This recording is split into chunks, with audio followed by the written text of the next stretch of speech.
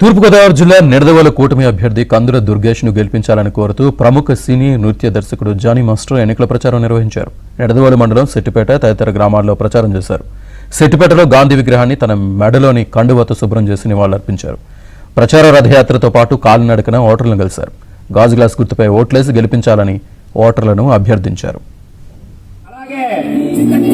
50 సంవత్సరాల దాకా మహిళలందరికీ కూడా పిల్లలు చదువుకుంటే అంతమంది పిల్లలకి కూడా విద్యా దీవెన కింద 15,000 రూపాయలు జానీ మాస్టర్ గారు మన ముందుకు వచ్చి మన దుర్గేష్ గారికి అలాగే రాష్ట్రపతికి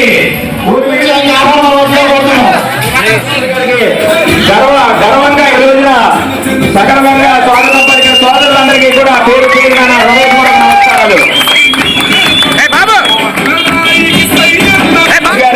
మన అమూల్యమైన గుర్తు గ్లాసు గుర్తు. మరి గ్లాసు గుర్తుకి మీ అమూల్యమైన ఓటు వేసి అత్యధిక మెజారిటీ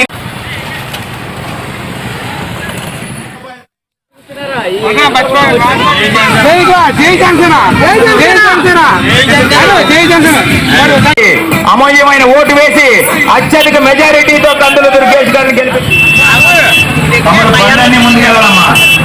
టైం లేదు, స్పీడ్గా వెళ్ళాలి.